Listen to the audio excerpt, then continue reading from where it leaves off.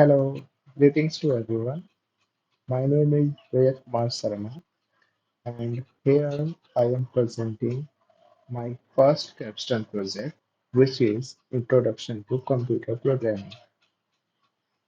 In this very first task, this very first project, we will discuss some basic programs related to computer programming using Python. In the very first program, uh, the first program was we had to program a scoreboard operator for a team called Team London.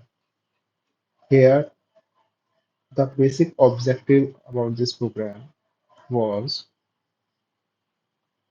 the objective of this program was we have to understand like how we can define the variables in Python.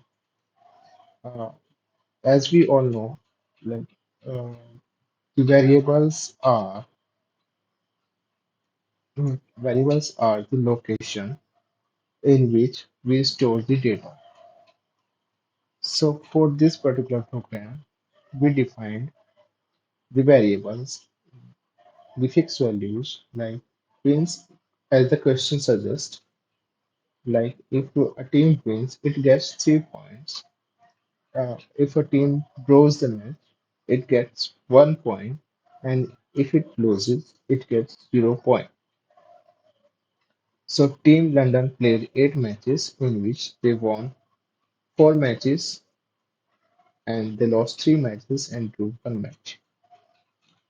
So we designed this program for which we defined our fixed variables like wins equals to 3, losses equals to 0, and draws equals to 1. Now these point system automatically allocated to the variables win. Now every time I use the variable wins in a program, it has a value which is allocated to it, which is equals to 3, similar to variable losses and draws. So now we for the scorecard purpose, we also I also defined another variables like total wins by London, which is equals to 4, then total losses by London, which is equals to 3, and total draw matches were 1. Then I made a function which is London points, and we multiplied each wins by variable wins, each losses of Team London to losses, and each draw by Team London to draws. So that's how we got the new variable, which is a function of all these variables. The variable new variables called London points. Now, if we print this variable, if we print this new variable, which is London points, it will give the total points scored by Team London in the tournament. Here, this is how we can get a scorecard for a tournament. So if I run this program, it will give the output that total points of Team London were 13 in that particular tournament. That is how we make a scorecard. I hope from this example you have understood properly how to define a variable in Python. Now, this second program I'm going to present is about indexing and slicing in Python. In this particular concept, we have to understand the the fundamental of indexing in Python. What is indexing? Indexing is the address of a particular element in a sequence. For example, in a list, in a string, or in any other form of data type. So, in this, by using indexing, we can access any element of a sequence. Here, we were given an example of Marvel, uh, we were given a list of most iconic characters of Marvel movie series, and the name of the list was Marvel Words. So there is a one fundamental, basic fundamental which we always have to remember when we are dealing with indexing. In Python, the indexing of a element start from zero. So for this list, particularly Marvel words, the Avengers get zero indexing, X, and subsequently X-Men gets one, Spider-Man 2, Iron Man 3, Hulk 4, Thor 5, and so on. Or in other terms, if we give another indexing, in negative indexing, the Namor get -1, Doctor Strange gets -2, Wolverine gets -3, Captain America gets -4, and so on. So for this particular program, first we made the list of characters, which is Marvel words, which is we have defined the list. So we were given the problem that we want to narrow down the list to the last six characters in the list, and these characters are Namor, Doctor Strange, Wolverine, Captain America, Black Widow, Thor. So we have to, in this particular case, uh, we have to access Namor, Doctor Strange, Wolverine, Captain America, Black Widow, and Thor in the negative order. So for this purpose, we will use slicing, and we will start it. We want to, if we want to access Namor, we can use negative indexing, which is -1. So we want to slice this list from Namor, which is -1, -2, -3, -4, -5, -6 till Thor. We want to access this list in the reverse order: -1, -2, -3, -4, -5, -6. So I wrote this program, and to access this list, I use -1 to -7 with a step size of -1 because of reverse order. So if I run this program, we get the exact list in the reverse order which we wanted to obtain as the question suggested. Now, in another problem in the same program, we were given like we want to we want to create we wanted to create two teams of superheroes based on their index position. Here, one team should consist of all the characters located at even index positions, and while other teams should consist all the characters located at odd index position. So again, if we come back to the list and to the fundamentals, Avengers gets zero indexing. So we want to slice a list 0, 2, Spider-Man, 4, Hulk, Black Widow, 6. So uh, it will constitute team 1, and for the odd members like 1, 3, 5, 7, 9, it will constitute team 2. So for the same question, we use the slicing method. We use the team 1 starting from the indexing 0 to the end of the list and with a step size of 2. So we will access the elements 0, 2, 4, 6, 8, 10 till the end of the list.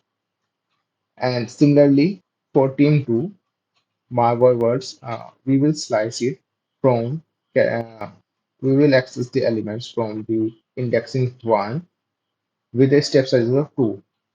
It means 1, 3, 5, 7, 9, and it continues till the end of the list. So it will give us two teams which will constitute superheroes positioned at even numbers and positioned at odd indexing. In the third problem, the questions were there like we want to store the word Spider-Man in a new variable and we wanted to slice the word spider from it. So it will this question particularly has two fundamental. First, we have to access the Spider-Man from the list. Then we have to store it in a new variable, and then we have to slice it. So for this purpose, we have to understand what we have to access this element by using indexing, and we have to see like at which position, uh, at which address the Spider-Man is positioned. So if you see 0, 1, 2, the Spider-Man is positioned at an indexing of 2. So here we access Spider-Man, or we created a variable Spider-Man, and we access is through using the indexing 2. Then we created a new variable which is sized variable. Then we use the case of string slicing. Here we are slicing it from 0 from starting position to till the sixth element of the string. So if here we see spider 0, 1, 2, 3, 4, 5. Here till here we want to slide. So we have to use the indexing of 6. So if I run this program, we will get the output as spider. This was the question. Now it is clear the concept of slicing, I guess. Now the fourth question was we want to reverse the uh, we want to reverse a string. Uh, Here first we have to access we wanted to access Iron Man uh, from the given list. So Iron Man is at third indexing, I guess. 0, 1, 2, 3. Yes, it is on third position. So first we access the Iron Man. Then for reversing it, we use negative step size from starting of the string to the end of the string with the step size of -1. And we get the output as reverse Iron Man. That is all about indexing and slicing in Python. Now, the third program, which I am going to present, is about conditional statement. Conditional statements allows a program to execute different actions based on whether a condition is true or false. They help in decision making within a program. So here is a problem statement that a inspector who is responsible for inspecting the lead content of a packaged food material at a factory. If it if the content exceeds 5%, the program should print the message that this batch cannot be approved. So we have to check whether the lead content is greater than 5% or less than 5%.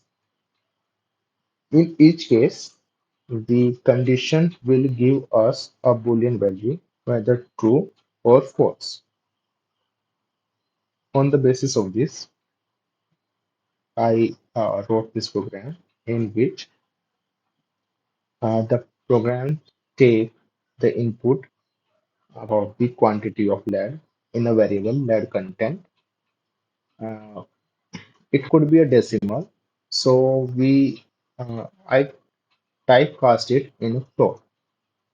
So the program to take the input uh, as uh, please enter the lead content of the packaged food material in percentage. So it could be 4.5 pi, it could be an integer or a float value. So for each case, I took a float input. Uh, you have to understand that if I don't use this float value, the default setting of Python language that I input by default I input is a string. So we have to typecast it, whether float or integer. So for safe cases, I use float. Then I made a function to inspect the lead content in a batch. So first I created a variable limit, which is given to in the questions, which is 5%. So here I took a variable limit is to 5. So now here I check using the conditional statement if lead content is greater than limit. Limit equals to 5. So if lead content is greater than 5, the program, if the condition is true, like if the lead content is greater than 5, if the condition is true, it will print this patch cannot be approved. Otherwise, if the above condition is false, then it will print that this patch is approved. And if we call the function, here I'm calling the function. So if I run this program and I entered a value which is greater than 5, suppose 6.5, a float value. So here I will get a message that this fetch cannot be approved.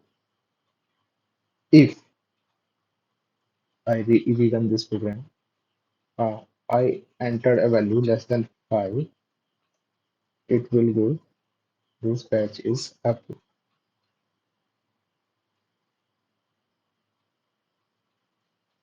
The next program which I choose for the presentation has uh, both the required both type of skill, like conditional statements, also the nested loops. Uh, Here in this program, we will be using nested loop and some basic conditional statements. As the question suggests, first you have to understand what are loops. Loops allows us to repeat a section of code based on condition multiple times. They are used to automate repetitive tasks and process collection of data. Means like repeat, if you want to iterate a section of code multiple times based on given condition, for this purpose we use loops. Here in this problem, uh, a list of names was given and we stored it by the way under the variable names, and it has multiple names in it like Alice, Bob, Eve, Charlie, Ivy, David, Olivia, and Peter. So the problem is like uh, we have to make two lists from this one list, in which a list will have the name which start with vowel and other list will have the list of name which start with a consonant. So for this purpose, first of all, we define sum. empty list. The first list is vowel names, which is an empty list, and the second list is consonant names. It is also a um, empty list. The idea is like we will use loops to check whether a name starts with vowels or a consonant. If it starts with Alice, we will append the vowel names, otherwise, we will append the consonant. So, we will check in this problem, we will also use the uh, earlier used method called indexing. We will use the indexing of the variable or of the items in the list, and we will append the empty list by checking the various conditional statements. In the third statement, for checking purpose, uh, I need a variable vowels, which is a list contains all the vowels in the uppercase, A, E, I, O, U in the uppercase. So we will check whether the first element, like index, the element having uh, the character having placed at the indexing 0, whether it is available in this list as well.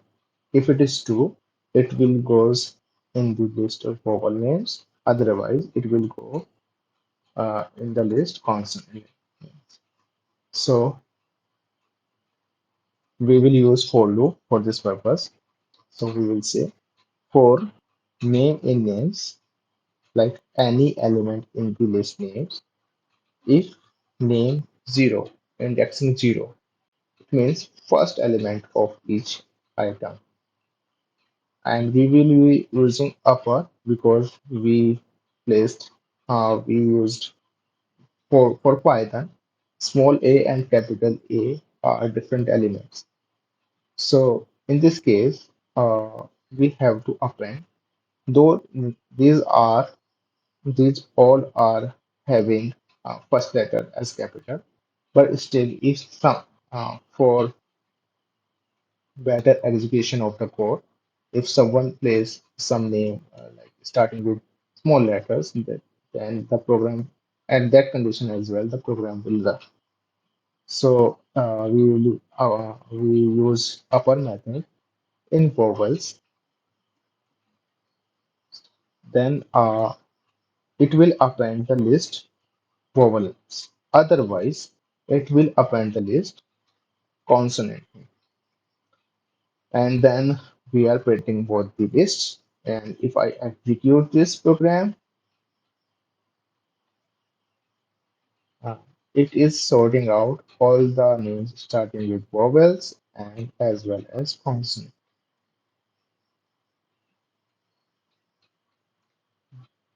The fifth and the last program I am going to address here is about exception handling.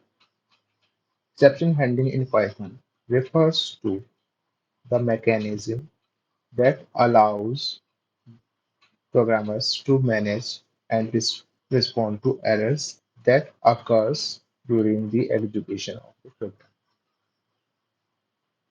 So as a programmer, we have to also handle such type of errors which occurs during the executions of the program. So here's an example where we have to write sum of first and natural numbers. So in this case, we were given uh, we were given a code with error, so we had to rectify that. So here in this program, there were multiple errors, so we wrote a clean program. Such as this method, like try and accept value is called exception handling. Uh, in this particular program, if we run this program, Here, the users can provide a negative value as well. So, first, let's see what output it gives when we provide it a positive value, which is a integer. So, if we provide it a positive value, then the program runs smoothly. But some users can provide a negative value as well. If I provide a negative value, still it is getting me giving me an output, but it is a false output. Also, if the user can provide a string as well. So here the program will not run and the program it can get stuck. So here we use exception handling. If the program uh, will first check using a conditional statement whether it is a negative value or a positive value. If it is a negative value, it will give a value error and give a message, please enter a positive integer. Otherwise, it will execute smoothly, similar to the first case. Or if the user gives a other value like a string or a complex numbers, then it will give a value error. If I run this program, like if I give a variable, uh, if I give a input -5,